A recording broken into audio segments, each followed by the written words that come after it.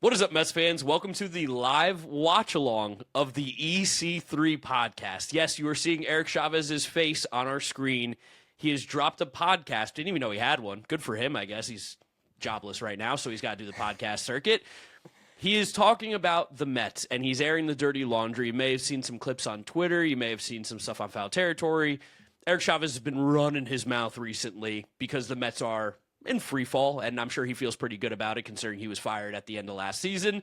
We're going to live watch this. We're going to pause, make comments, critiques. I think, James, you've seen a little bit more than me. A lot of this is going to be first-time rip for me. I saw the first 10 minutes yesterday when I was like, wait a second, I actually want to save this and do this pure. So I thought this would just be a fun idea for our third episode this week. So I'm sure not that many people still at the end of the day are running to watch the full-length EC3 podcast, right? No, I don't think so, but you'll now watch Mark and James of the Mets'd podcast. Watch the EC3 podcast. I'm not linking it in the description. That's one thing I'm not doing. You can go find it yourself if you want to. But subscribe to our channel, Mets'd. Yeah, without further ado, here we go. Here we go. Eric Chavez got to start off with the vertical. Oh, yeah, this TikTok is so You need to start with the TikTok, which is good, yeah. All right, here we go. So let me rephrase that. So Stearns decides to fire Mendoza. Why not the whole staff? That's promo. Well, Yeah. he's already Promo. used that bullet in the chamber, right? He's running out of bullets. What are these? What are these memes? This was inevitable. This was the next step. But Carlos wasn't a problem. Who's editing this? Who edited this? There's so many breaks in this that it's driving me insane. It could be so much more concise. Also, at the same time, again, I don't know why the conversation has become by a lot of people that Carlos Mendoza wasn't the problem. He for sure was part of the problem. Also, why for so many people it was Carlos Mendoza versus David Stearns. I don't think it was ever really like that. And I have to commend Eric Chavez. I don't think I've ever heard the podcast use the word bullets twice in the first 9 seconds. Yes, he's really He's talking about bullets. he's using all his bullets early on. He's checking out the Phoenix Country Club. I think he spent a lot of time there last year, right? Yeah, he did. I'm gonna break this when I was down. following him on Instagram. And I've said it before, right? None of the moves that he's made What is this music? or have made have worked out. They just haven't. It's so loud. We need I'm gonna something break like this down on the organ? next podcast, EC3 podcast. Yes. Don't miss it. Good graphic. It's gonna be hard hitting. Carlos wasn't the problem. All right, All right, we're here we back go. here with the first time we've done this. This It's guy. an emergency episode Who is this? of the EC3 Emergency podcast. Chris episode. Hamblin with six-time Gold Glover Eric Chavez and Xavi.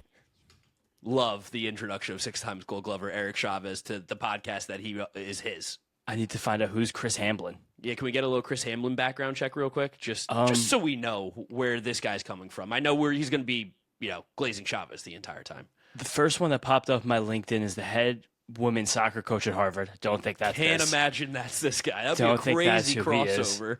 The next one, absolutely not. The next one sets up drag shows. Not him either. Gonna go out on him. It's not him. All right, 0 for 2. So I guess I don't know who this Chris Hamblin is. Probably a friend. Yeah, probably. All right, here we go. We do emergency podcasts on this show very rarely, but after what has taken place with the New York Mets and your experience in Padres New hat. York, Yeah, it's an interesting move. and then your initial reaction that you posted on social media yesterday. Yep. I wanted Can I to get a pause? Are these guys in the same room and split screening? Because it looks like this is the same room. They Like are. Yeah, the they back are. window looks the same but slightly disjointed, and it feels like we're just on a wide table and we brought them together for a closed table. Oh, they are 100% in the same room, Okay. and they've decided to do a split screen, which is also a choice. All right. Let's pause. A split screen without actually splitting the screen. They just made it look more confusing. Okay, Yeah. that's enough of the low blow shots. Let's now take actual shots at Eric Chavez. come in and just let you kind of give us your thoughts on what's been going on, right? First and foremost, your reaction.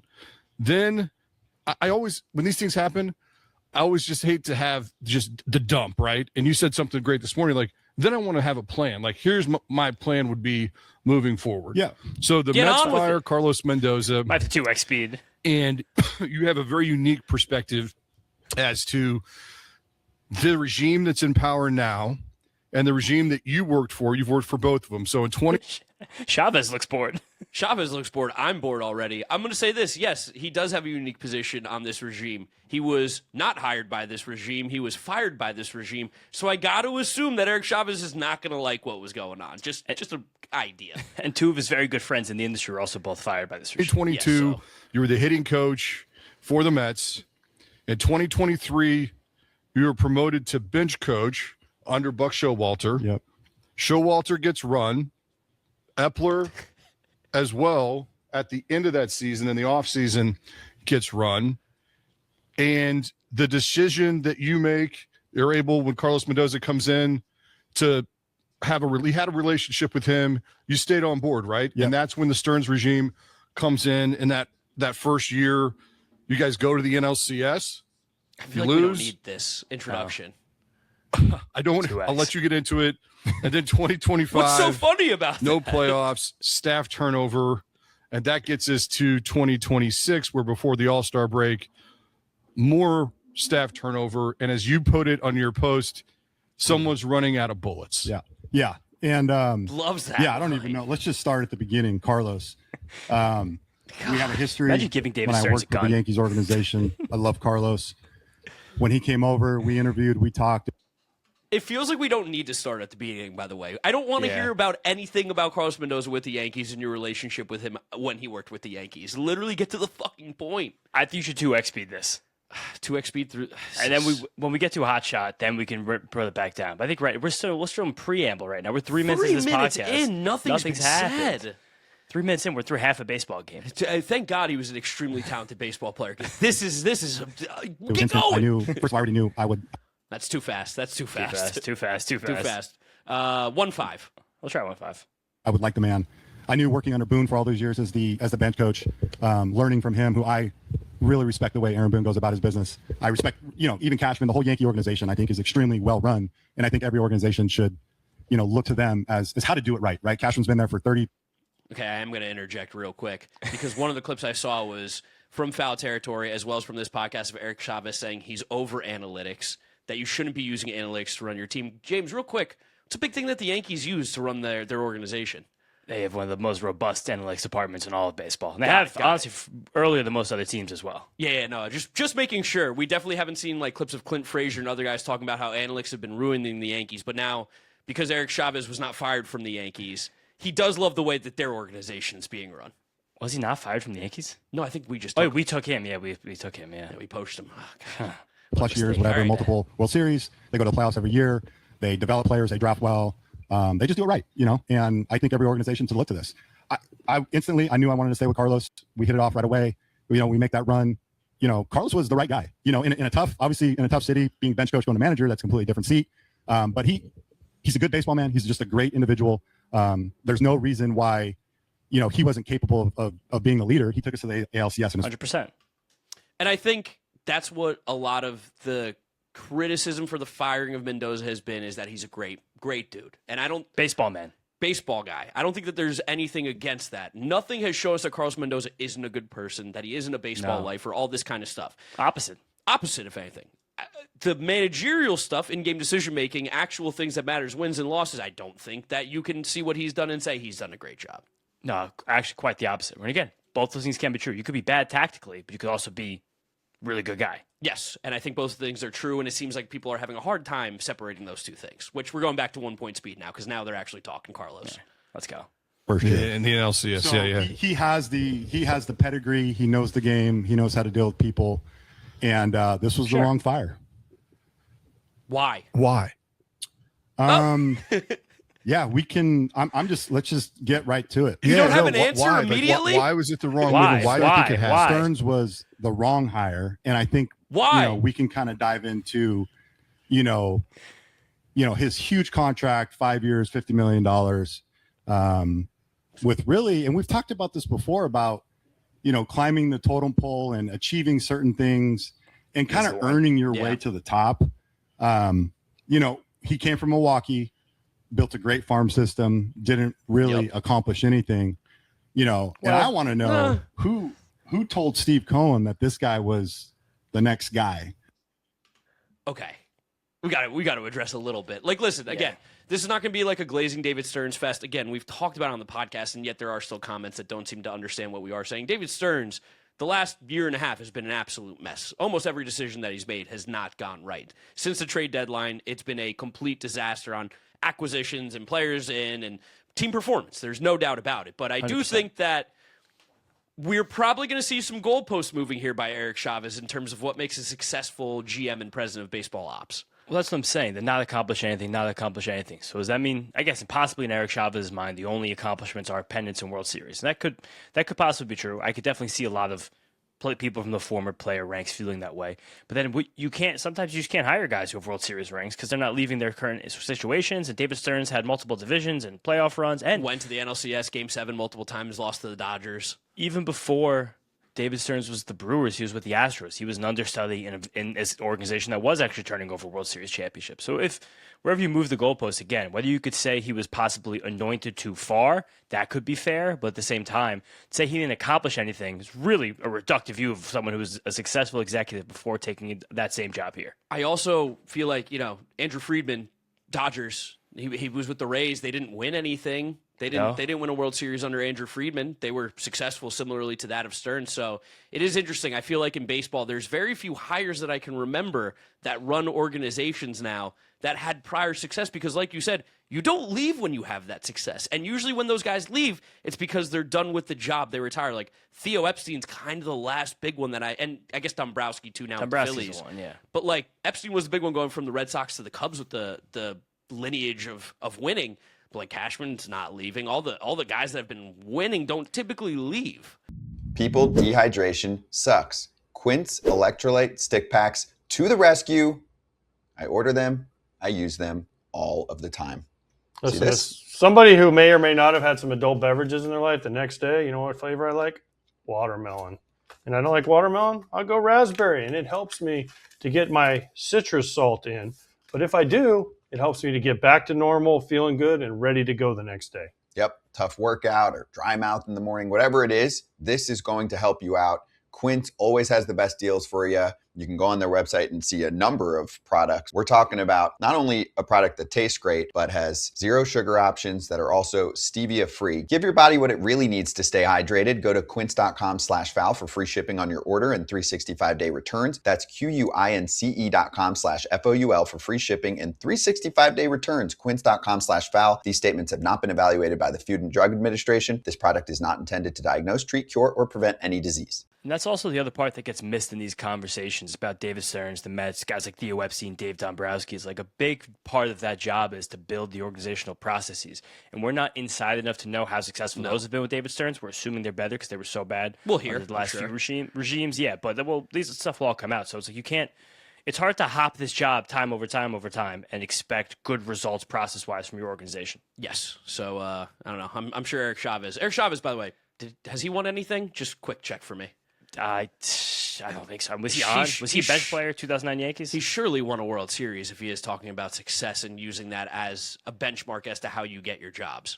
Eric Chavez, 6-time Gold Glove, 1-time Silver Slugger, 0-time All-Star. Okay, got it. Cool. Yeah. Just making right. sure. Without even accomplishing anything. And I think that's where we kind of fault. We come up a little short in baseball is we award players, the greatest whatever. We're quick to jump the gun on people without having them be proven. And you're seeing a lot of this in the game, whether you're hiring coaches. Like, who do we jump the gun on without being proven? By the way, Carlos Mendoza, if we do want to talk about proven, he was a first-time manager. There was not anything that he has done successful in his life in terms of managerial success. So it's a crazy goalpost being moved. There's also, and this is something that's become a broader conversation. It's come from Eric Chavez. It's been a big conversation in baseball the last 2 days. Like we said in the podcast yesterday, huge conversation in basketball for the last whole week about analytics versus like former players, front office roles. I feel like there is this idea of these guys who like climb the mountaintop athletically, physically, of like gatekeeping the games. Yes. Where you can be good at playing and bad at managing, good at managing, bad at playing. And I think that there's this kind of like insecurity sometimes of these guys, that these other people come in and are able to run these teams and organize organizations in a way that they don't think makes sense to them and they need to take their shots at. But we'll get into more of this as we keep moving. I can conceptually understand. Again, this is going to be the nice thing I say about Eric Chavez the entire time. He was a very good baseball player. Fantastic. He was awesome with the A's, and like the no All-Star shot, no World Series thing. Like a lot of he's a those good weren't player. really in his control. He was a phenomenal third baseman, great hitter in Oakland. He had a successful baseball career.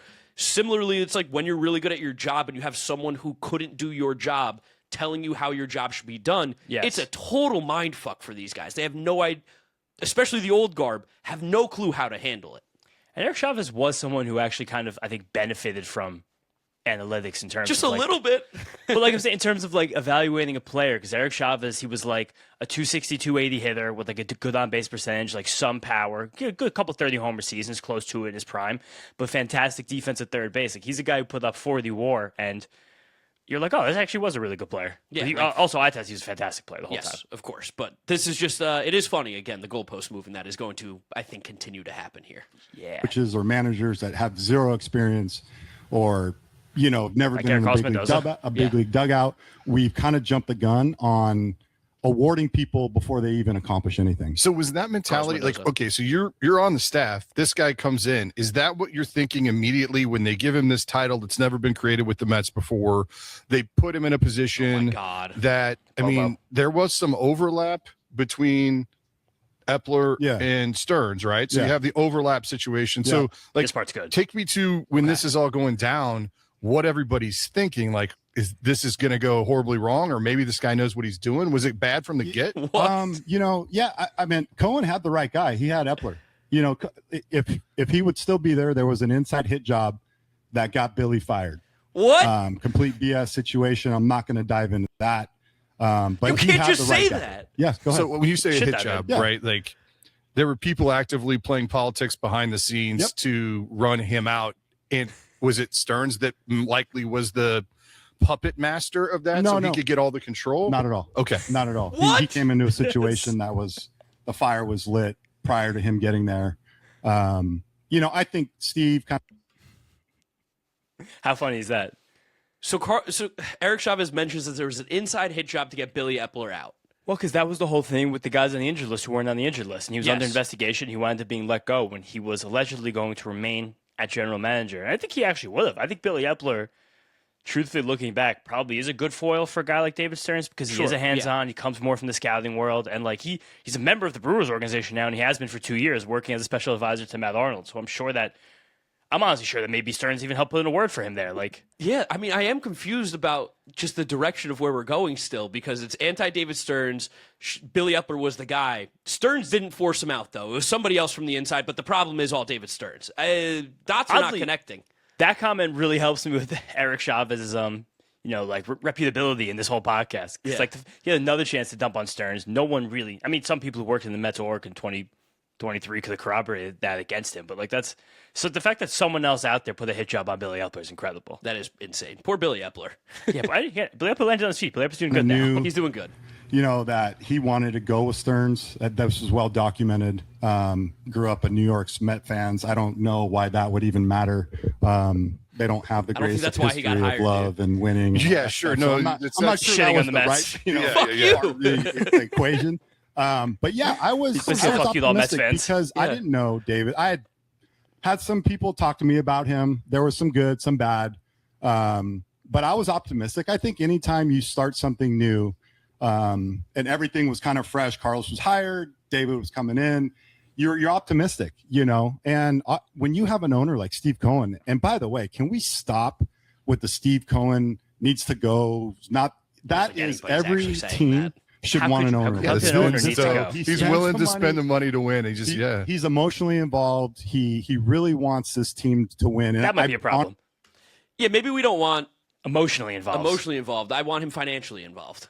And I want him emotionally Wanting winning. intrigued on winning. I think he Yes. is. He's very steadfast how badly he wants to win. But maybe we don't really know what's going on in the edges between decision making. But this is a strange diatribe even for Eric Chavez. It's. I do want to can we get to the fucking point? honestly already? believe he's going to get there at some point. And like I said, I just don't know where he got the advice that Stearns was going to be the guy. It's plain and simple. He's not. He's made a lot of mistakes right from day one. Last year, I'll go back to this a little bit, and I've hinted on it before. Here we go. we didn't make the right moves to get us in the playoffs, right? We had struggled mightily in the beginning offensively. Pitchers were great. Yeah. They were probably overperforming at the time. And the offense picked up towards the end of the year. The offense was rolling. The pitching really, really was hurting. The moves, the right moves, the starting pitching, the 2 or 3 right moves weren't made. Yeah. And that's why we kind of didn't make the playoffs and we kind of burnt out at the end. I really firmly believe in my heart that if that team had gotten into the playoffs, it was going to be, I'm not saying we would have gone all the way, but God, we would have been dangerous with the right moves made. What were the moves that needed to be made? No, we needed a starting pitcher What are or the two, moves? and we needed some bullpen arms. Okay. 2 starting pitchers. The best starting pitcher that was moved on the deadline last Merrill year was Merrill Kelly. Merrill Kelly sunk the Rangers season. He was horrible. Any chance that they had of getting hot in the second half, Merrill Kelly absolutely demolished that. So the Mets could have either traded for Merrill Kelly or was Flaherty moved again last deadline or no, he wasn't. No, he stuck with the Tigers. That was 2 deadlines ago. Yeah. So, yeah, I think this is something that we've said too. I wish we could have magically found whoever the starting pitchers that were going to be traded were and had them on the Mets. There was nobody moved. There wasn't a starting pitcher to get.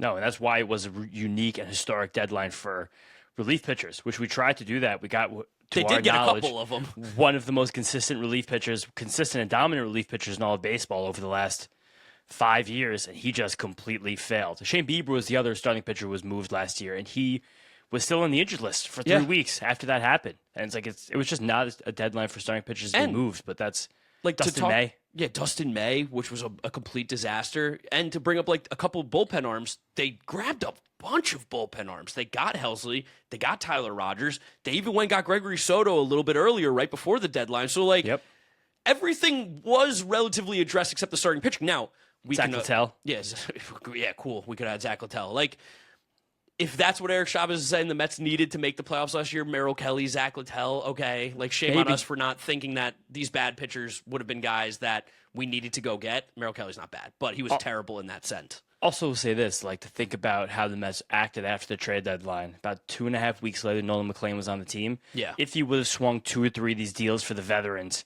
and then maybe Nolan McLean doesn't come up, and he was better than any of those guys could have been at all. So maybe that was, I'm sure, something the front office considered as well. I mean, of course, with Sproat, Tong, and McLean all getting their chances after the trade deadline, they were like, are we giving up assets to get something that's even better than what we actually have here right now? And it doesn't seem like it. And I do think, again, a lot of these things can be true. David Stearns made moves. The moves did not work. And at the time, I think any Met fan who thought that that was going to be the case, again, you were lying or you just had a predisposed bias that you didn't want to like these moves no matter what they were. Because on paper, they were all good trades, without a doubt. And just like a third of the way through the EC3 podcast right now, I think early takes is sour grapes. Sour grapes. Shocker. The guy who got fired by the president of baseball operations doesn't love the way that the president of baseball operations does his job. And did a hit job done on one of his best friends in the industry. Yes. As well, both of his best friends, it seems like. He loves Billy Eppler. He loves Carlos Mendoza. Yeah. Don't listen to what Eric Chavez said, though, about prior experience and pedigree, because that doesn't apply to Carlos Mendoza being the manager. Or Billy Eppler being the GM. Yes. The players that were brought in, whether it was, they weren't the right fit for New York, which you got to do your homework on these guys if you're going to bring them to a big town like this. The right pieces just didn't perform. They hadn't worked out. How can you do homework to know if someone is right for New York? Could you ask Ryan Helsley, can you handle the bright lights? And what is he going to say? No? Yeah, if he says no, definitely don't get him then. Is he going to pull the Zach Greinke where Greinke's like, I can't pitch for the Yankees? Yeah, like David Bednar is from Pittsburgh. He handles New York well. Yeah, I feel like that we know they didn't handle it well, but I don't know how we could have known that better. There possibly could have been some ways to suss this out, like maybe speaking to friends in the industry about how these guys conduct themselves. But again, Helsley's the main one there where Cedric Mullins sucked. He was going to suck no matter what. Yeah. Tyler Rogers was solid. He was going to be solid no matter what. Gregory Soto sucked. Yeah, well, now he's okay again. Ryan Helsley was the breaking point last year. It just broke very much. He tried, By the way, what were some of Billy Eppler's trade deadline acquisitions that worked out really, really well, just for people at home? Yeah, I fondly remember Mets fans looking back to the 2022 trade deadline and really being a fan. Yeah, Tyler Naquin. Yes, hey, that's my boy. Tyler Naquin. Dan Vogelback. Pitcher. Darren Ruff. Yeah. And I think another huge fault of it was we had young players that you can't hold on to all of them, right? We had a great farm system Billy put together and started rebuilding the farm system. And we had jumped up to, I think, number 1 in the farm system, at least the top 5. And you hold on to some of these guys too long, and they're not all going to pan out, right? And you may trade a guy or two who goes to another organization. But if you move a couple of those pieces and you get a starting pitcher back for 2 or 3 years or whatever it is, and you help us bolster the bullpen and the starting rotation, you're looking at a whole different team last year. So it seems like he's saying the Mets shitting on Vientos, Beatty, I think, that crew. Yeah, that crew, while also at the same time saying that you should have gotten somebody that didn't exist on the market. Yeah, he wanted the starting pitcher. He wanted Sandy or Joe Ryan, and those guys weren't moved. Yeah, he wanted good pitchers with 2 or 3 years of control. And also, like, again, revisionist history. You couldn't have traded Brett Beatty at the deadline last year. He was one of the best players on your team. It feels crazy to say now. And maybe they wanted to trade Vientos, but Vientos was playing so poorly, I don't know what they could have gotten for him. The only big Vientos rumor was him for Luis Robert, and it was like, that's not exactly what he's talking about either. He's not talking about center field. He's talking about starting pitching. Yeah, and, like just like he wanted these starting pitchers that didn't exist on the trade market, being these multiple-year frontline starters, I want to be 6'5" and play shortstop for the New York Mets. It would be nice. Also, he's talking about not holding out too many of these prospects, for sure. Yes. They also did trade a lot of them in the last year. Yeah, and a lot of the ones that they traded, it's like, it was kind of a good move. Like Blade Tidwell and Drew Gilbert don't seem to be particularly impactful players at all right now. No, Jesus Baez has gotten kind of stuck with the Cardinals. Jose Buto had the major injury and wasn't particularly good. Yeah, it just feels like a lot of the trades, again, process-wise, weren't too bad. Luis Angel Acuna can't Stinks. hit. Yeah, so process-wise, again, a lot of those trades actually did work out philosophically like Chavez wanted. That would have went to the playoffs and made some noise. So from that standpoint, there was tons of mistakes made that didn't pan out. It's like, okay, are you building a winner? And every year, if you got a chance, you got to go, especially in New York. Maybe we talked about the White Sox, and they're a year or two early on winning.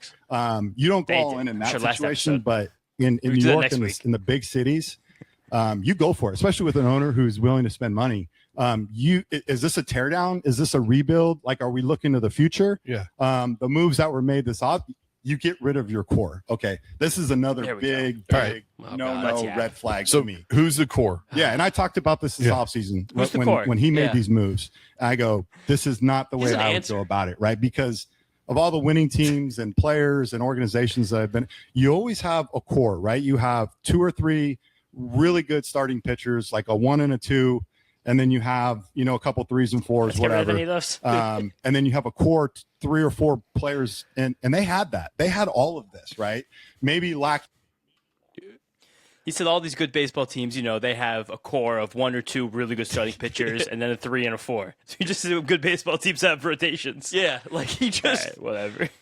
The way he's describing the makeup of a good team. Also, why is he not saying any players' names right now? It's driving me insane that, shout out Chris Hamlin. He's trying to get answers out of Chavez, and he is talking in fucking circles. It's driving me insane, which, if this is any of the way he coached, I can imagine why the Mets hitters looked so fucking confused at times last year. We're getting to a crazy point about coaching soon. We're not far from where I cut myself off yesterday, and he says something that didn't make it onto social media, and it's jarring. Okay, so should I press play, or should we talk a little bit more about the core? Is he going to keep going? No, press play. And starting rotation where we needed some big dogs to come in, but that's where you trade some of the young prospects to bring those guys in, right? And so, they did. They trade. They get rid of Alonso, which hurt. Nimmo didn't trade him. McNeil, you let Diaz kind of walk and go to the Dodgers. You get outbid by the Dodgers. This whole offseason was a disaster. So you could see this was coming. Yeah, because you can't just spend money and buy a winning team. Did you guys just hear what he said? And have you heard what he said before? Okay, offseason, in retrospect, disaster. We know it. Pete Alonso being on this team and Brand Nimmo would be positives. There's no doubt about it. 100%. We would love to have them instead of some of the guys that we have right now. We don't. Mets are still not a playoff team with those guys because they weren't a playoff team with those guys last year. Jeff McNeil is about to be DFA'd by the Athletics. He is having one of the worst seasons in baseball. Edwin Diaz hasn't pitched in months. This episode is brought to you by FanDuel. Baseball fans, the MLB season is in full swing, and FanDuel is giving you a chance to call your shot with daily dingers. Joining the action is easy. Just make your free pick on who's hitting a home run in their game, and if you're right, you'll get a profit boost to use on your next bet for a chance at extra winnings. It's just another reason why FanDuel is the home of home runs. So are you ready to play your game? Head over to FanDuel.com/podcast to get started. That's FanDuel.com/podcast to opt in for daily dingers and make your free pick on who's hitting a homer. Play ball and swing for the fences on FanDuel, an official partner of Major League Baseball. No purchase necessary. Opt-in required. Bonus issued as non-withdrawable profit boost tokens. Restrictions apply, including any token expiration and max wager amount. See terms at sportsbook.fanduel.com. Gambling problem? Call or text 1-800-GAMBLER. And then he just said, Yeah. you can't just spend a lot of money and make a good baseball team. But Which, a to sign minute all of these before, guys, yeah. he did say that you have an owner who will spend as much money as you need to build a winning team. And the advocate for getting these guys back in the Mets was to spend a lot of money to do so. Yes. So it's interesting. It's interesting how it works, talking out both sides of your mouth there, Eric Chavez. God, I can't wait. You for the have next to. part. We've talked about infrastructure. Yeah, there's the pieces that fit together that make the team what it should be. Right. And it's funny because the fans will be like, well, they didn't Classic win gambling. anything. Yeah, and classic. there's only one team that does it every year, right? And so you have 29 other teams that didn't get it done or whatever you want to say. But really what you're looking for as an organization is an opportunity to go to the playoffs every single year, right? Because But David Stearns didn't accomplish anything in Milwaukee. No, he did not accomplish anything in Milwaukee. But all you want to do is make the playoffs every year, and that's how you know you're a good The organization. goalpost moving is great. Did he know what he was going to say before he got into this? Or he was like, he called up Chris Hamblin, said, come to the garage. I got Emergency a mic. pod. I got a couple mics. I got golf clubs in the back. Yeah, we're going to talk. We're going to talk. You're going to ask me questions. I won't answer them, and I will completely contradict myself within minutes. Somehow, we're only a third of the way through this podcast, by the way. Oh, I thought we were way longer. before. 11 minutes. I thought this said 29 minutes for us. It says 39. Be 39. We got to get playoffs faster. becomes a crapshoot, and anything doesn't can say happen. anything. Like I really felt last year if we got in, anything could have happened. We would have made a pretty good run. But you kind of tear that down, right? And you talk about clubhouse culture, and you talk about the people. Like that's what's upsetting to me is like even when you fire the whole coaching staff, right? And you let go quality players that have been there, done that before, that know what it's like to walk the fire, that help, these players navigate, since 22 to 25. It's not an easy walk The in New York. fuck are you And so you need saying? the right personalities to help these players kind of navigate the season. And you just kind of move on from the core. And one, it's like, the fans are upset. They're losing their favorite players, their jerseys. You maybe make one or two moves, but you don't gut the whole thing. Most fair point he's had. That's probably the biggest oversight from David Stearns was that Too much change. Too much change all at once. I think we all are in agreement with that. It is also funny, though, again, mentioning trying to make the playoffs every single year. That core historically did not make the playoffs in back-to-back years. Yeah, Mets historically as an organization have almost never made the playoffs in back-to-back years. Yeah, it's crazy how few times it's actually happened for a team that's been around as long as them. Loved the core when it existed. It did not accomplish anything, especially in Eric Chavez's eyes. No. And then expect to go sign some free agents and whatever your process is of, how you're evaluating and acquiring pieces to build a team. Run prevention to me has been the biggest piece of garbage that has come out of his mouth. And first, we've talked about it's called pitching and defense, right? So then he's just mad about the semantics? Yes, yeah, he gets into that right now. Let's not insult Big everybody semantics talk. with your big words, and we're just gonna, Here it we is. know what you mean, pitching and defense. So run prevention became this big thing, and and that's great. Like I firmly believe to combat how good pitching has become is you need pitching and defense, and you need guys that make high contact, but you still need guys that can drive the ball to the park and be productive. Yeah. And those pieces, Lindor was there. You had signed Soto. Still there. And this is where I want to go to run prevention. And I love Soto. Yeah. I think he's a top 3 hitter, Hall of Fame guy, already won World Series. Okay. Great offensive sign. I don't know how that fits into run prevention because, and this is not me knocking him. This is industry numbers Sounds telling like you that Yeah, it he's does. a well below average outfielder. Clearly, you could Right? watch, So how do we factor that into run Thanks, Chris prevention? Hamblin. And if that is the case, right, if defense is a big deal for you, and he's a below average outfielder, how do you not have the backbone to substitute him late in the games for defense, right? Because it happens with every other player. You can't take Juan Soto out of the game for defense, dude. I mean, if you're up, even if the chance if it's a game, the ball goes over the fence and the game becomes tied, you can't take him off the field. And I also just want to say, it's kind of amazing, but Soto is a 0 OAA this year. I was told he's a horrendous outfielder. I think, again, when you watch him, like, the whole time. He's but by no means good out there. No. He's been adequate this year, which, again, we'll take. Especially when you're paying a guy that much money, you probably just want that value. And similarly, you just called him Ted Williams and then said, how do you not have the backbone to take him off the field? Because you shouldn't ever take Juan Soto off the field. Doesn't matter. I wouldn't. Ted Williams, you're going to take Ted Williams off the field? Eric Chavez just compared him to Ted Williams and then said that David Stearns doesn't have the backbone to take him off the field. So he's claiming that David Stearns is making the decisions in Game 2 now? We're getting some of that next. But remember, Ted Williams didn't accomplish anything. Didn't win the World Series. Oh, shit. That's a really good point. Didn't win the World Series. Ted Williams didn't accomplish anything. Juan Soto has won a World Series. Accomplished a lot. But are you afraid of, hurting his feelings? Because if you go all in on something, go all in, right? Put your best defensive team if that's your philosophy. I think that's overplayed where they make a defensive substitution late. But if that's the way you're going, let's do it and make your defense better in the 8th and 9th inning.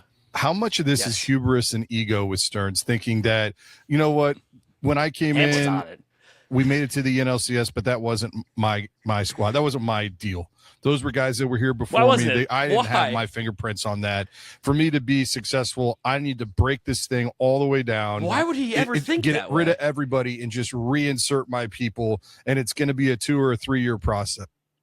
Sorry to interrupt, as much as we are, but it is crazy, to just assume, Chris Hamblin. Again, I'm not taking shots at this guy. Chris Hamblin's doing a great job. He's doing a great job, but he's like, is it Stearns' ego where he's now putting in words of basically telling people this is what David Stearns is thinking? He's like, I don't want to win with someone else's guys. We have no history of that. There's also some odd revisionist history about that 2024 Mets team where, Harrison Bader came in, was a 1-win player. He was a 1-year deal for Stearns. JD Martinez, massive point of leadership, great moments with the bat. Not super consistent season, but he had a good season. Tyrone Taylor and Jose Iglesias combined for 5 WAR that season. Crazy. To look back and think about that for a second, the two of the guys who came in on 1-year deals, Jesse Winker as a trade deadline piece was a huge piece in that run. Luis Severino. I was going to say Luis Torrens first changed the season when Mets made a weird trade for him in early June, late May. Severino and Minaya were carrying that team. It was a lot of Stearns. Remember Reed Garrett? Yeah, Reed Garrett was awesome. It was a lot of Stearns' fingerprints on that team, of course. A lot of it was from the team before. The core was very good that year between Alonso, Lindor, Nimmo, Vientos, everything. Guys who were in the organization for a while. But to say that David Stearns had no impact on that run is ludicrous. That's ludicrous, and I think it's also crazy to be like David Stearns, I don't want to win with those guys. Why would he care how they win? Well, this is why Hamblin's a good host, because right now he's throwing up the soft toss. Now Chavez gets out of the park. Yeah, so he is telling Chavez, go be crazy.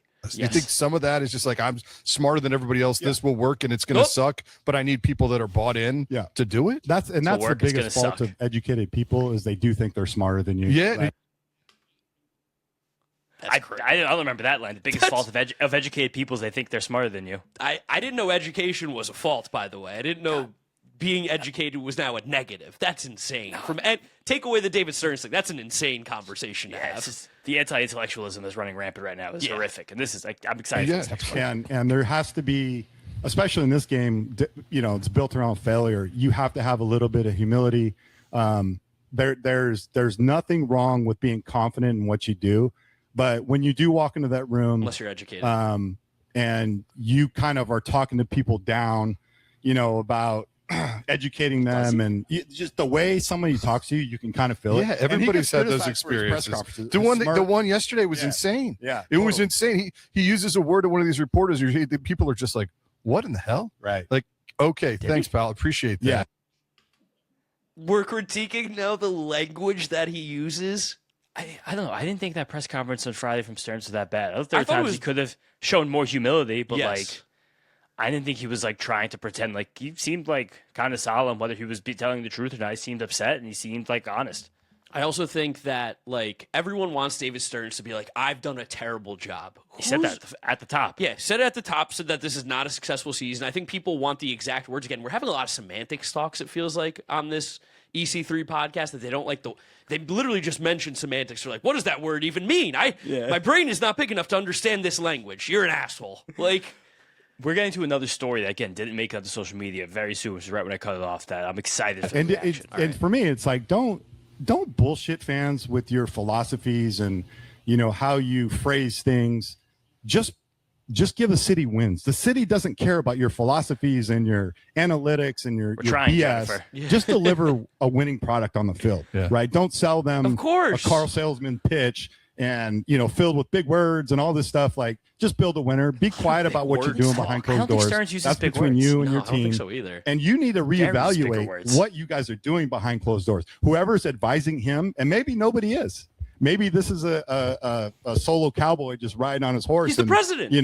There's a part of his ego, his brain telling himself that he's smarter than everybody else. This is how the direction I'm going to go.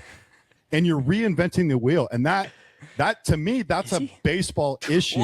Is we're reinventing the wheel of how to play this game.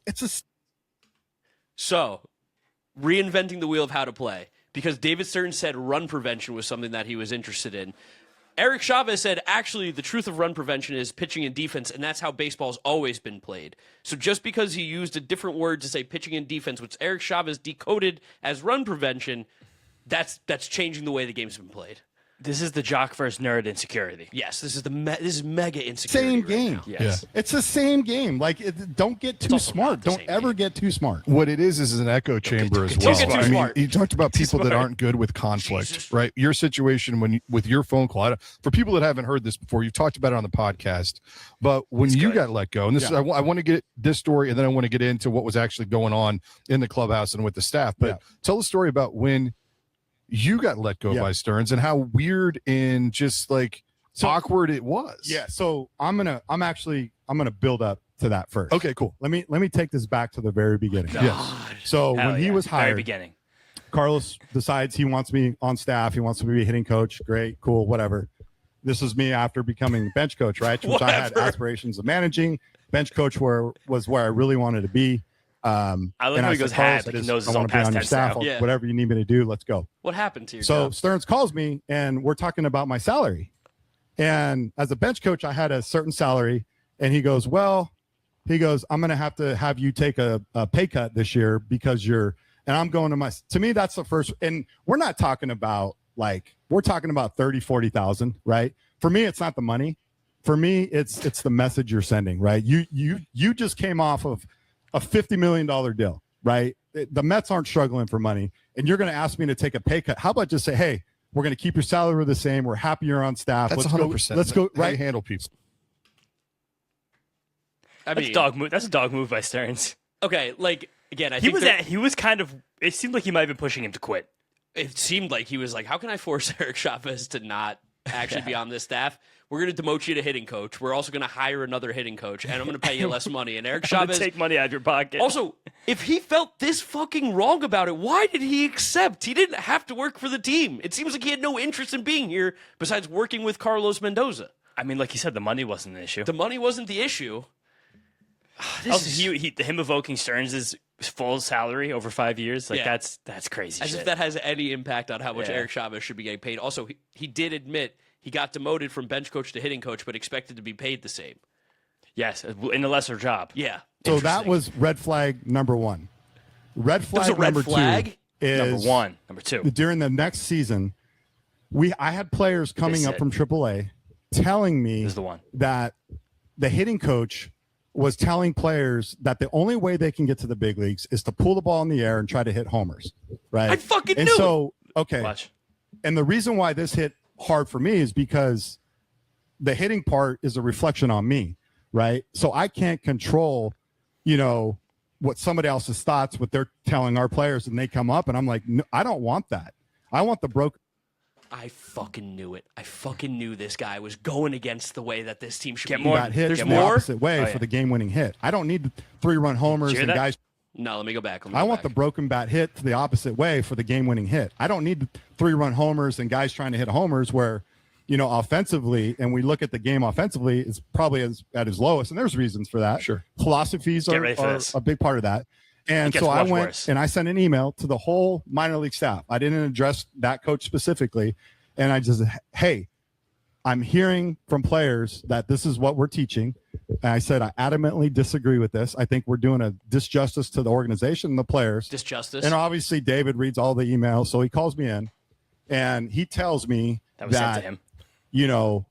what did you mean by that? And I went and I told him, I said, I don't agree in that Fair. philosophy. I want guys to just be good hitters. And, The power will come. yeah, I wanna be 10 feet and tall. you talk to any great player. None of them talk about hitting home runs. None of them talking about pulling the ball, right? It's stay up the middle, get a good pitch to hit, have a consistent path to the ball.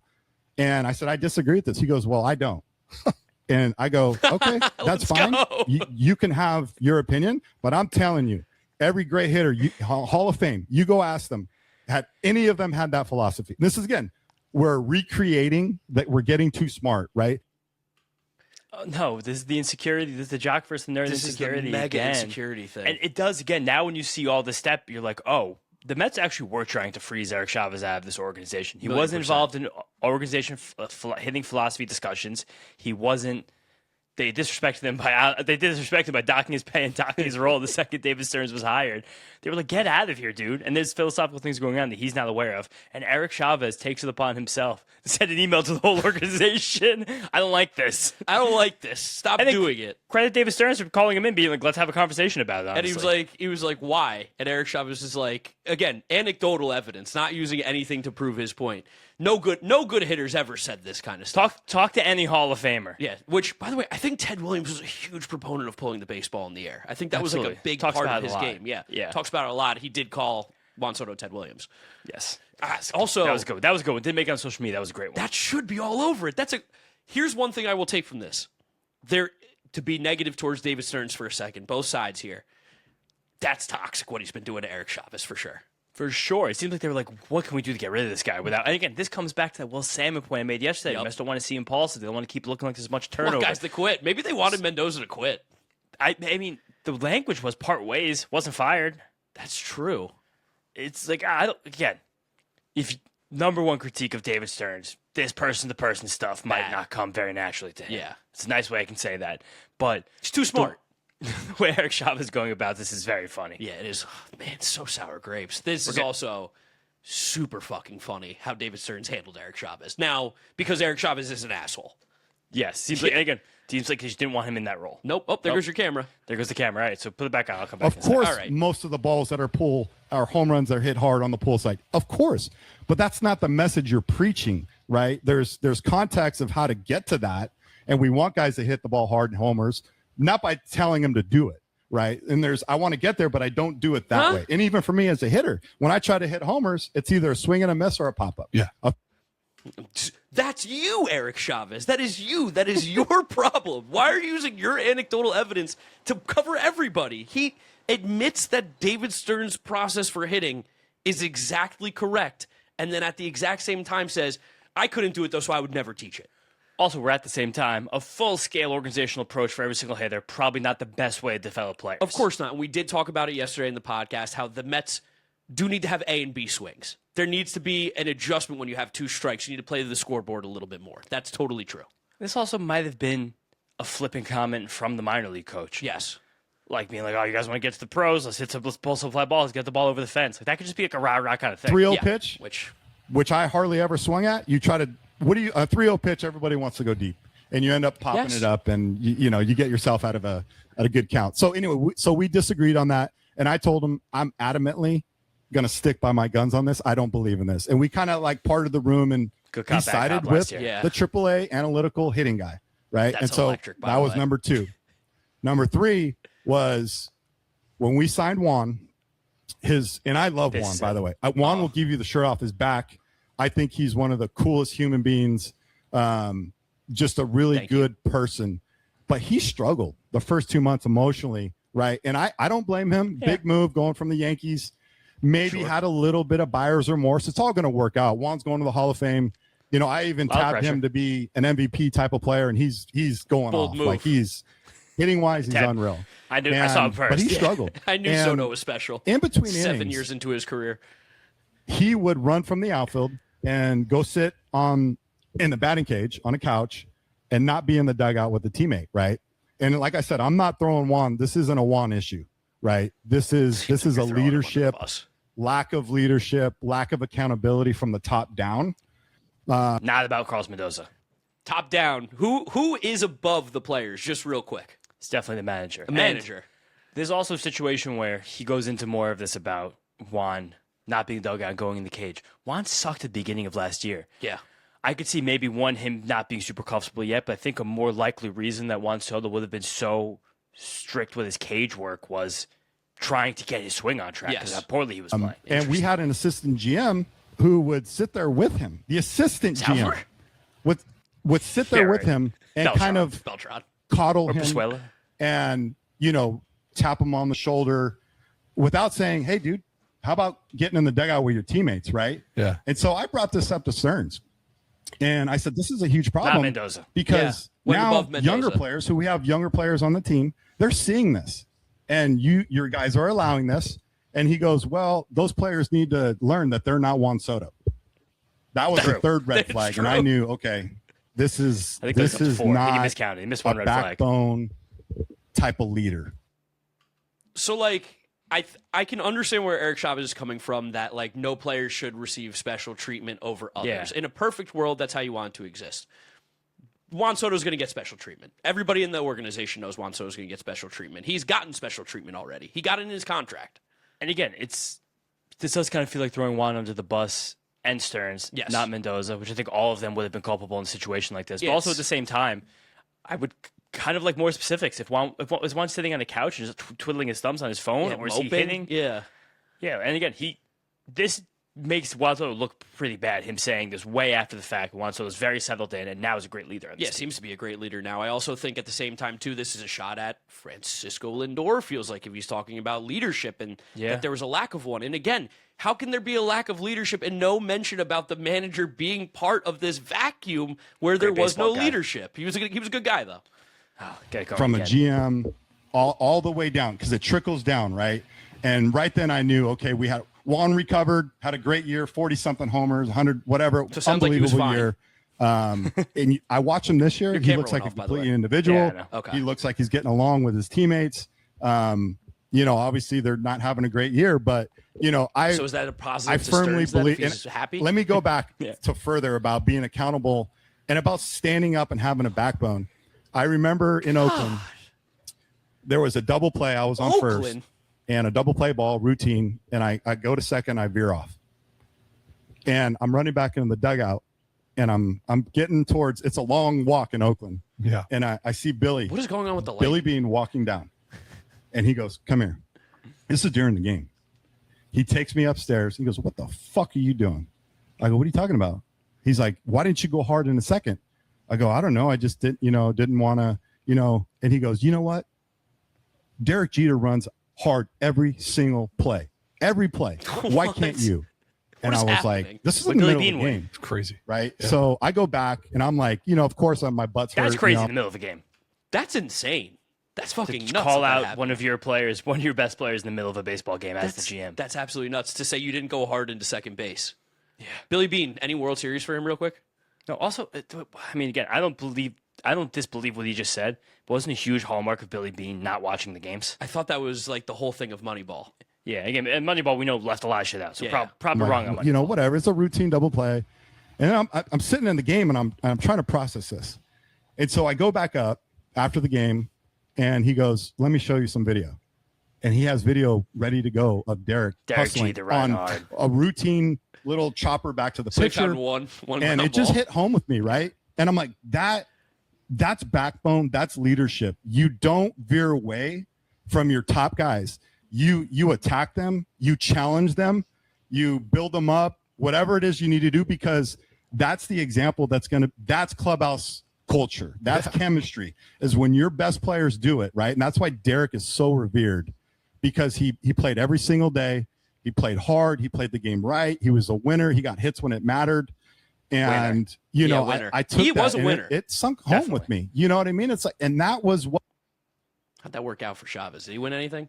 Can we also say he's upset about, he's saying how cool it was that Billy Bean showed his backbone when the last story he gave was David Stearns very much showing his backbone and telling Eric Chavez, no, this is the organization's hitting philosophy. It's just that it disagreed. He just didn't like that. Yeah, he disagreed with the philosophy, so he didn't like the backbone. Yeah, being used. if you're going to stand up to Eric Chavez, you better agree with him. If you really stand up to Eric Chavez, better be no analytics involved. Yeah, absolutely not. I want to hear about this pulled fly ball, even though seconds later he does say that's what the best quality of contact is. No numbers involved. No numbers, just vibes. But Juan needed at that moment, right? And he was kind of allowed to kind of do his thing. And, we had players kind of take that same thing during the year. And that was kind of the dysfunction that was going on, part of the problem.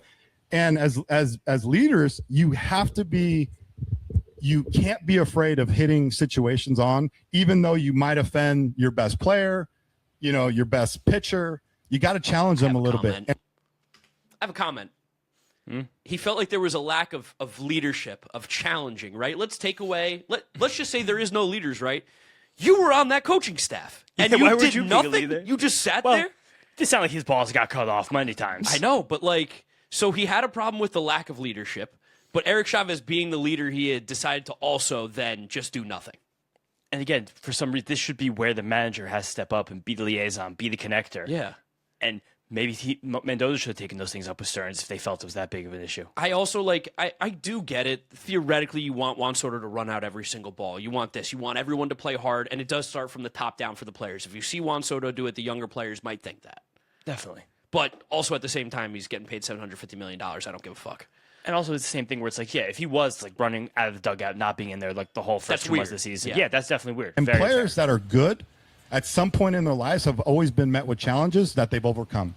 Right. And that's what makes them better. Yeah, that's awesome, because you talk about the Billy Bean stuff, and leadership by example, and then you instantly had respect for what he did in 100%. That situation with you, because he had the video dialed up. He's like, no, I'm not just going to chastise you and come at you there. I'm like, hey, come see me. I want to show you what I'm talking about. Right. It's true. You're instantly like, oh, okay. He's trying to make me better. 100%. He's trying to teach me a lesson that will make me a better player. Yeah. And if he's not doing that, I think running hard makes you a better player. Soto being sitting in the cage with an assistant GM is just like rules for me and not for everybody else. Yeah, that's exactly and that is a cascade of events that happen as people see that.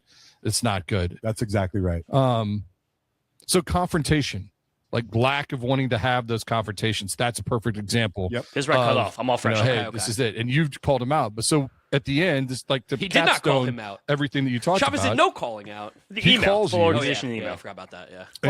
That's right. Yeah. And when you get let go, it's the perfect we're back to this. encapsulation of all the stuff that you just talked about. Yeah, in which like I said, I knew this was coming. I knew changes were coming. I didn't know the whole staff was going to be let go.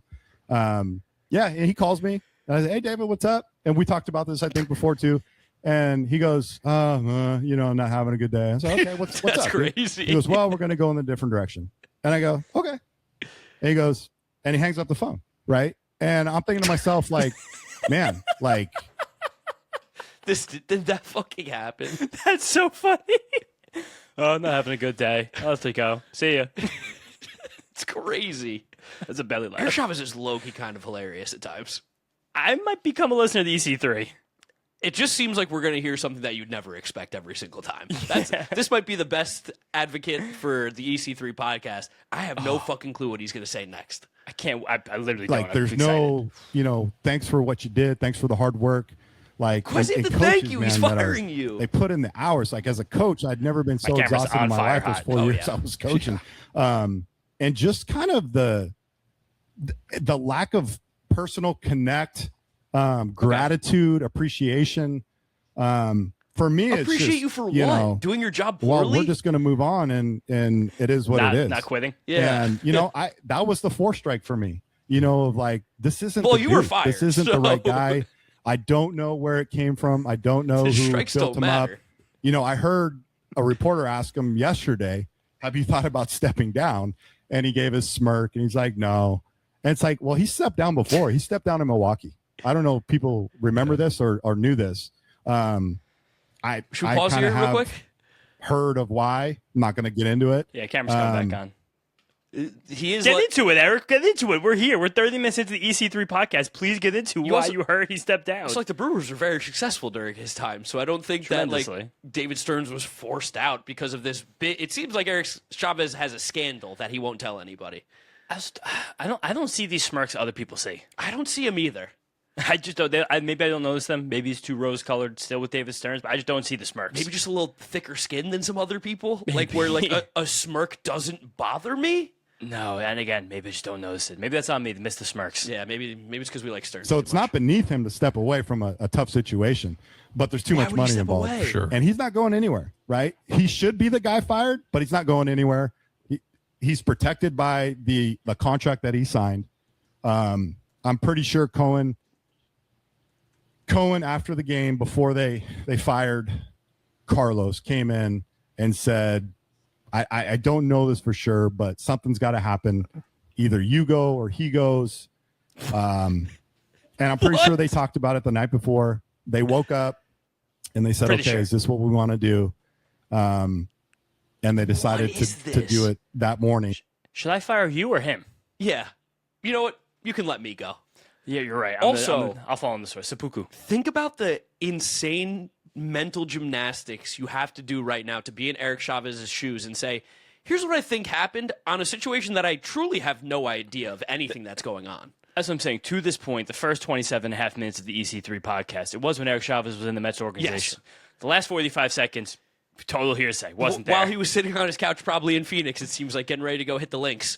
Oh, he was kicking it. He said, I think what probably happened is that the night after the game, Cohen said, Stearns, it's either you or him. And David Stearns said, okay, well, but to fire Carlos Mendoza. Yeah. Then they went to sleep and woke up and said, all right, let's do it. Also, if you think that's the chain of events, you've got to be a top 5 stupid person. I mean, he was in the organization for a long but time. I knew this was coming, you know. Why? Why'd you know it was coming? Credit, he held on to Carlos a really, really long time. We saw what the Phillies did. Why are we blue? You know, it's not always What's going on with the the lights? right or the wrong move. Sometimes a move just has to happen.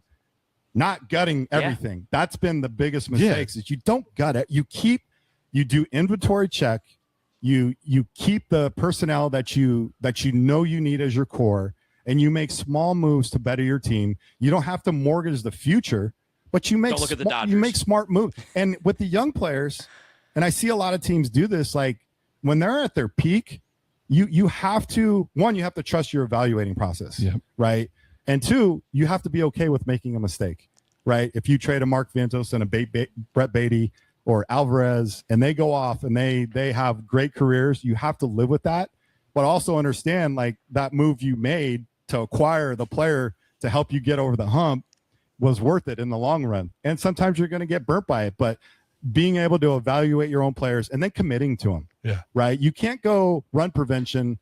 I'm not even going to say that anymore. Pitching and defense, and then ask players to move around defensively. You can't. He's right there.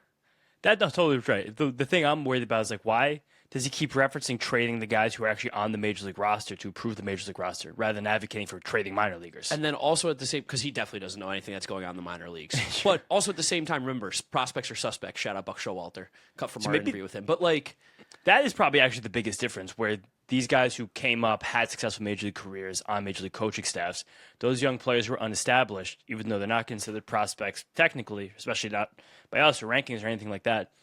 They still consider them very not proven commodities. But those are guys that are very much more rarely traded. I also think it's super crazy to say how you need to be able to live with the mistake of trading a Vientos, Beatty, Alvarez, any of these young guys. I agree. You do have to be able to live with that mistake. Definitely. But then he says you also need to commit to those guys, which you can't do both. You can't trade them and you can't commit to them at the same time. And then if you do want them to commit, I think there's no bigger commitment than forcing Brett Beatty to play other positions. We like you so much that we're going to put you in weird situations. And I think that was a massive mistake, but it's exactly what he is talking about that he wants to see, so it's confusing.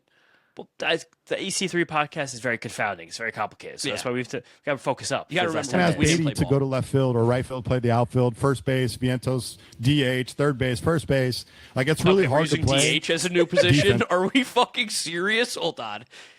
Of all the position changes, he mentioned Mark Vientos learning how to be a DH. The only thing that he's ever been able to do, even slightly above average, was hit, and that's the hardest position change he's had to make. It's at this level. And there's like a Kiki Hernandez, right? You could put him anywhere and he's going to do well. Those guys are really hard to come by, and it's a hard thing to do. And then you're trying to figure yourself out as a young guy. You're trying to hit. You're trying to survive. And Of course, it's just, I agree. it was whatever the philosophy was. It's all been wrong, and every decision he's made has been wrong, unfortunately. All right, so every two decision. things that we can kind of put a cap on this emergency pod. Yeah. What It's are you 10 hearing minutes from left. inside the staff, right? Like, Not I'm enough time. interested. Like you mentioned a second ago, Carlos kind of had to have an idea this was possible. Yeah. You still talk to people. You don't have to call anybody out in general, Only but like, called what's out the Juan Soto mood? and What David was Stearns the in this, by the way. reaction? What's the vibe that you think this team carries Call the more rest of the people out. season Yeah. after this? Yeah, I've checked in with guys that I'm close with there. From the beginning, things have not been great. And I said, how you guys doing? You guys keeping your head up? Yeah, we're working hard. Things are always good and positive. I think you from a checking in with coaching Lindor? staff standpoint, you always have to have that. You got to show up every day with a smile, ready to go, regardless of where you've come from. I texted Carlos yesterday and I said, keep your head up high. You're well respected. I respected you. He was That's he was nice. set up to fail. Like he took a team that Billy Eppler had built to the ALCS. That was on Billy, and that's when NLCS. right NLCS. Sorry, NLCS. Doesn't even know what fucking league he played in. That's why we need Hamblin. Again, Yes. I'll let him finish this. So he has the pedigree to manage and be really good at this game, and he's going to land on his feet. It's just I know it's hard because emotionally you put everything like I know he's losing sleep. Like you're constantly not thinking about what moves, and I know people are like, he's got to do this, and when you lose, you can kind of nitpick anything you want. Like if you're fiery, you can go, he's too fiery. If you're not fiery, you go, you need more fire. You're just losing. And it's not working. Whatever's happening is not working. I want to refute one thing too. That the 2024 team was built by Billy Eppler. I'm going to go through the starting lineup for that team, and I want to try and remember where they came from. Sure, yeah. Francisco Alvarez, not Billy Not Eppler. Billy Eppler. Pete Alonso, Not no. Billy Eppler. Jeff McNeil, Not Billy Eppler. Francisco Lindor, Not Billy Eppler. Mark Vientos, Not Billy Eppler. Brandon Nimmo, Not Billy Eppler. Harrison Bader, Billy Eppler. No, David No. Stearns. David Stearns. Starling Marte. Billy Eppler. There you go. That's Okay. and then let's go rotation. Luis Severino, Not Billy Eppler. Sean Manaea, Not Billy Eppler. Jose Quintana, Billy Eppler. And There don't you forget go. he had a tumor that broke his bones in his Yeah. ribs. Edwin Diaz. Not Billy Eppler. And again, those are the big pieces there. So very not Billy Eppler NLCS team. Almost actually exclusively no Billy Eppler players. Brooks Raley, yes, 7 innings. But of all the guys to give credit to for that team, that's the one is really difficult to. It's great. Like Sandy and Brody get more credit than Way Billy Eppler more. for that 2024 team in retrospect. Much more. Billy had his significantly hands much more on the minors guys that we're seeing now.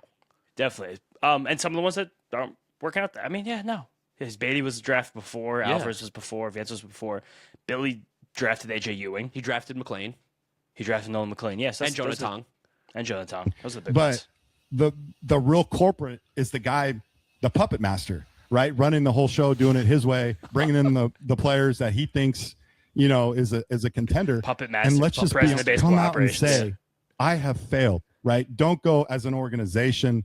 He said the other day, He did we're say looking that. for our coaches to get the maximum out of every player. And first of all, let me take this back as a player that played for a long time. Not one time did I ever blame anything negative on any coach. Was never a hitting coach. When I was Players in a haven't slump, done that wasn't a either. hitting coach. Players have not said the Wasn't opposite. if I was in a fielding slump. It was me. You got to take ownership. You got to be a pro and understand agree. like these guys are men. They're responsible for their own. I was responsible for my own career. Accountability. Who I listened to, that was up to me, and that was part of my decision making of my performance. But my performance was me, right? And I had coaches help me along the way and all this. But not one coach that I ever go, man, this guy screwed me up. And if it screwed you up, that's your fault. Yeah. If you're listening to people that aren't helping you, that's your fault. You need to reevaluate your team. And so, yeah, it's just I don't know feel what that bad has to for do with the anything. coaching staff. Everybody works hard. Like it's It's a thing. A hitting Don't forget job what is Francisco thankless. Lindor said about Everybody Eric wants Chavez. to blame you, but when they do well, they don't want to give you any credit. Which Yeah. you really you're as a coach, you're not there. You're not there for credit or blame. You just there to help. He also wasn't there in person a lot. Yeah, he was in Arizona. It's Arizona. You show up and you flip balls and you try to have conversations with them to mentally kind of get them over the hump of a slump. But what was he doing last year? It doesn't seem like he was doing. They really pushed him out. Yeah, they from the beginning. So Yeah. again, if I was in Eric Chavez's shoes, probably would find ways to do less. Yes, and if I Besides was, sending emails to everyone in the organization and challenging the president, the philosophy. what's funny is Eric Chavez actually has a leg to stand on about the culture of David Stearns with the people beneath him. I think that is Definitely. totally a fair conversation because it doesn't seem under Eric Chavez's experience that he was treated particularly fairly by David Stearns. Seems actually very unfair. Yeah. So, I think that's where this should have gone. But instead, he's talking about all the stuff that makes all his points feel invalid, which is where it's the jock versus nerd argument always. And this funny is the thing that's kind of lost in a lot of the public discussions about David Stearns. I feel like a lot of the things to be most critical about him are the things that no one talks about, which is, again, poor person-to-person relationships, trying to thread the needle too much, and sometimes maybe having a little bit too much confidence and hubris in some of the moves that he Well, he's made, too well-educated. not backfilling and having plan Bs available, where it's more of the top line stuff that he gets discredited for. And it's like a lot of that stuff is still kind of I don't know. Jorge Plum getting injured, you probably thought there's a good chance of that happening. Yes. Robert getting injured. The Bo Bichette thing is the bad one. But Yes. for the most part, you take accountability for your performance on the field. Is there any? I always like this messages of positivity. I've enjoyed the passion of the Mets fans over the past 48 hours. Yeah, I like watch the this. signs at the games, the chants, and Yeah. everything. Is there any message that you would want to send to the fans? That's is this okay? Everything's going to be all right. What message do you have for Mets fans that I know have been actively engaging with you Fired on and social disgraced hitting media? coach. Yeah, Tell me how to feel. I had firsthand experience last year dealing with them. Passion, just Remember? continue to show up. You have the right owner in place. You can't have a better owner. Citi Field is a gem. Can't spend money, though, Queens to in the win next always. 5 to 10 years, that little area is going to be fantastic. It's going to happen. I really firmly believe that. Cohen, All right. he doesn't get to where he's at in life without Going on a positive some note. some hurdles, and he's had some hurdles in his career. But he's a winner. And he puts the money where his mouth is, and he's got the energy and the effort for it. Fans, keep up the passion. The team is probably not going to be where you want them to be, and we all want winners. We all want to go cheer on winners. But I think from the messaging from front office, ownership to the fans is, I think they just want accountability. Yeah. Ron Washington, one of my favorite coaches of all time, who probably part of should why be managing the San Carlos Francisco Mendoza was Giants right fired. now. And May Eric I add that? Yeah. Just taking a He shot at came up Tony to me one time Vitello. and he told me, Big one. Yeah. and the way Ross talks, I don't know if you heard it. It's beautiful. I'm not going to try to imitate his voice, but he told me, Thank "Ian, God. if you fucked up, just say you fucked up. Yeah. That's nobody can say anything." And I've always taken He's that to imitating his heart. When voice. you mess up, just you know what? Listen, the stuff that I've done since I've gotten here hasn't worked. We're going to reevaluate our process and be different and try to give you guys a winner. We failed you, period. Yeah. And you know what? The fans would be like, don't sell them bullshit. But here's the only thing that I'm going to say. Well, and it's not the only thing. I don't like how I said that. But, oops, I went out of full screen. Oh, no. They did. They said that the process in 2024 did not work.